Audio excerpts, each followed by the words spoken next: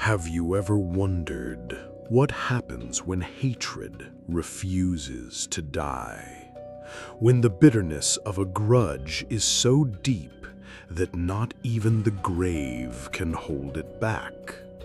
This is not just a ghost story.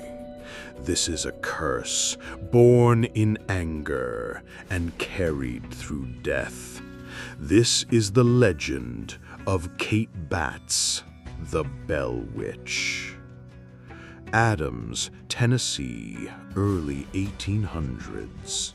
Kate Batts, a sharp-tongued and feared woman of the small farming town, believed she had been cheated in a land deal by her neighbor, John Bell. To some, she was eccentric. To others, she was downright dangerous. But one thing was certain: her hatred of John Bell was venomous.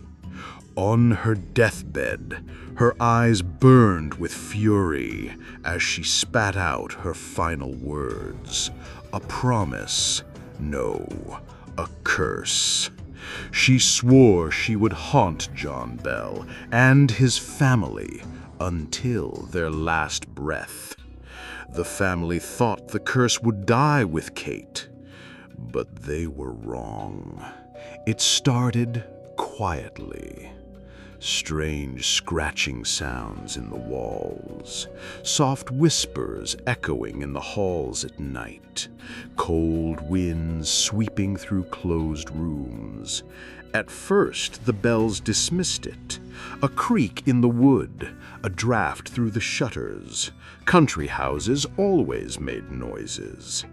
But soon, the unseen visitor became bolder. Family members woke to their noses being pinched shut, gasping for breath. Invisible needles jabbed at their skin. Objects flew violently across rooms. And then came the voice, shrill, high-pitched, taunting. Kate Batts had returned, not in flesh, but in spirit. The Bell Witch did not torment everyone equally. John Bell, her sworn enemy, became her primary victim. His pride, his health, his sanity. She attacked them all. He was mocked, struck, and haunted day and night. And his 12-year-old daughter, Betsy, suffered almost as much. She was pinched, slapped, and screamed at endlessly. Her hair was pulled until she cried.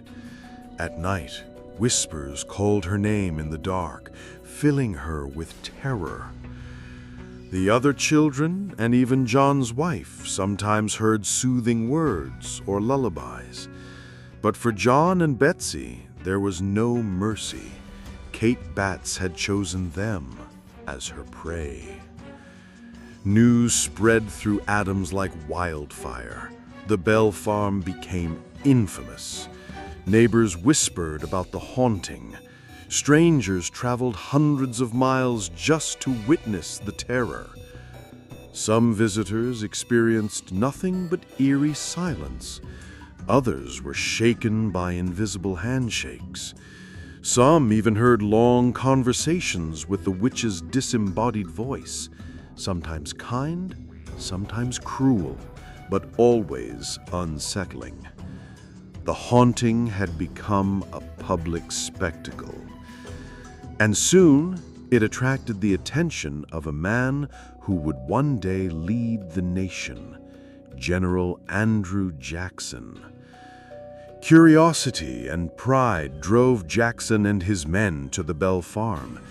They wanted to prove themselves braver than the frightened farmers. But as their wagon rolled down a perfectly smooth road, the horses suddenly froze. The wheels locked tight, refusing to move. Men pushed, they whipped the horses, they cursed and struggled. But the wagon was stuck, as if the earth itself was holding it. Frustrated, Jackson cried out, "By the eternal boys, it is the witch!" At that exact moment, a screeching voice erupted from the shadows of a nearby thicket. "All right, General, let the wagon move on. I'll see you again tonight."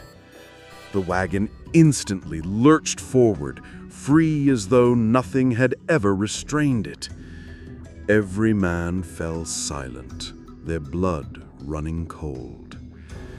That night, in the Bell farmhouse, Jackson and his soldiers received the same treatment as the family. Blankets ripped from their bodies, sharp pinches, hair pulled, voices whispering from the darkness.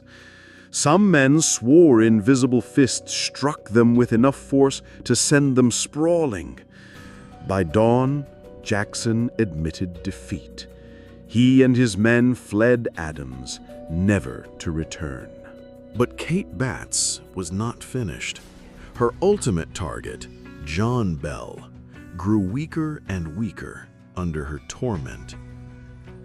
In 1830, he suffered what was believed to be a stroke.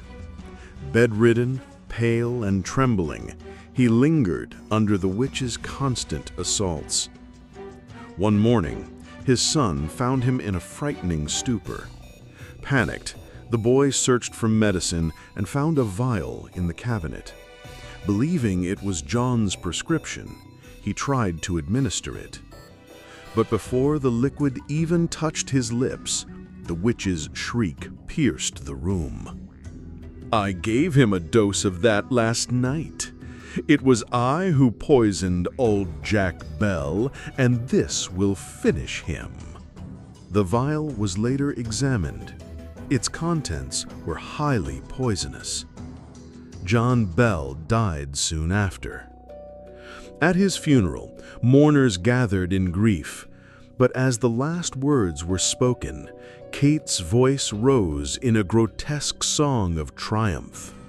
Her shrill laughter and mocking verses echoed over the graveyard.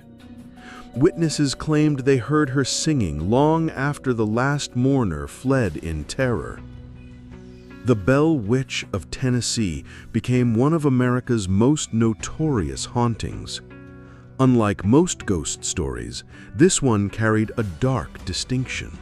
It was believed to have caused the death of a man. It inspired books, legends, and even films like The Blair Witch Project and An American Haunting. But in Adams, Tennessee, locals whisper that the Bell Witch never truly left.